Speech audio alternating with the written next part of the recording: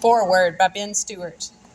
The deepest rabbit holes for humankind to explore come in the form of art that provokes our inquisitive nature rather than seeking to validate our existing beliefs. In the wisdom of Lao Tzu, who authored the poetic and timeless Tao Te Ching, speaks of the path of life being hidden by our lust for the destination. Steven Tyler of Aerosmith perfectly stated, "Life's a journey, not a destination." The greatest art seems to propel future generations into the next phase of their lives with unlimited inspiration for the process of life rather than the idealized goal. These realizations have been fueled by meeting the most inspirational mentor and friend in my travels. The first workshop I ever gave was over the summer solstice of 2008 with Rob. My life has never been the same since meeting this unassuming artist. By far, the most incredible work I've seen from Rob is in this treatise. Putting most of the details away and focusing on the foundation of the human existence, this book explores rather than exploits. His words inspire in a timeless fashion rather than expire with the next passing philosophical fad. Every one of his words place the responsibility of self-development back on the individual. Leaving fear-mongering for the sensationalist writers, Rob goes directly for the heart of the matter. Relationships. Our relationships with our families, friends, foes, fears, fantasies, and inner freedoms account for the way we exist in this body. Without relying on circular logic or culture assumptions, this entire work of art simply reveals what Rob is already an expert on, his own life.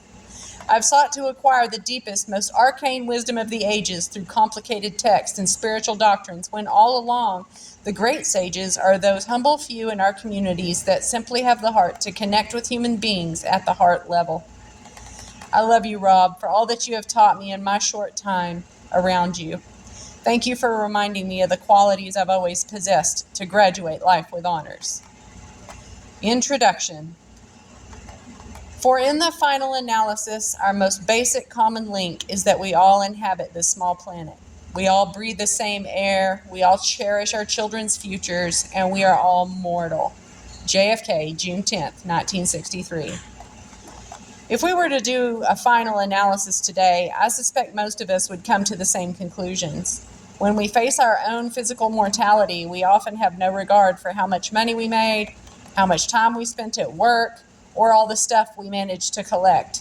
In the end, what really matters is our relationships with our loved ones and making sure that they will be okay long after we leave the physical realm.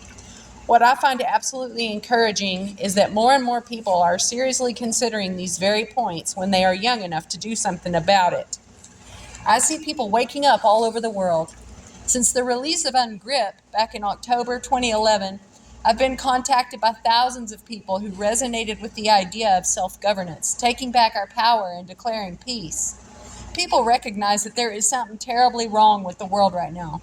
Our political, economic, financial, and social systems are broken and very sick. That illness has manifested in significant damage to the environment, our health, the food we eat, the water we drink, and the air we breathe.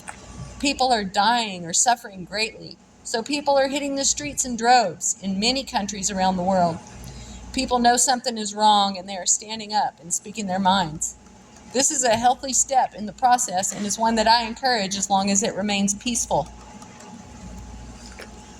Let's keep in mind, through all the things that we see in the news and in the streets is a symptom of a much deeper foundational issue that has plagued mankind since the beginning of time. It is very subtle but always present. I came to the realization through my efforts to conquer depression and suicide that this life is all about relationships.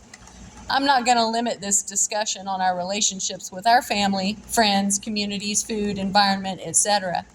I'm going to expand the discussion to include our relationships with the Creator, our body, our soul, and our mind, as I have come to believe that this is where the root of the problem is located. This discovery came with a simple but profound question that I asked myself. Am I a man searching for spiritual enlightenment, or am I a soul, spiritual being having a physical experience? I later found out that Pierre Teilhard de Chardin, asked that very same question years earlier, and the answer turned my whole world upside down and changed my whole outlook on life and all the relationships that I have.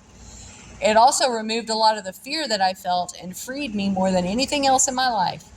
The implications of the answer influenced my efforts to govern myself in more ways than 10 years of research into the occult, government statutes and regulations, money systems, politics, or anything of that nature ever could. Knowing that I am spirit in possession of a physical body provided me with a level of freedom that was easy to understand and follow. This level of freedom is something I feel anybody could accomplish. I've always felt the solution to the question of life was very simple, and it is.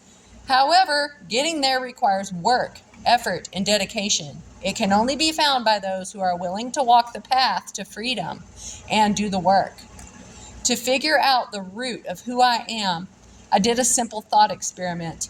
I first considered the mortality of both my body and my spirit.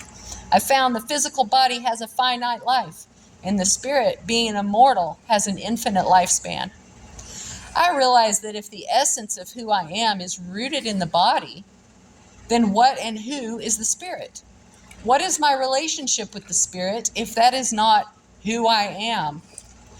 However, if I am the spirit and that the essence of who I am is rooted in the spirit that lasts forever, then it was fairly easy for me to then see my relationship with the body in very much the same fashion as the character Jake Sully had with his avatar in the movie Avatar. Jake would remote control his avatar using advanced technology.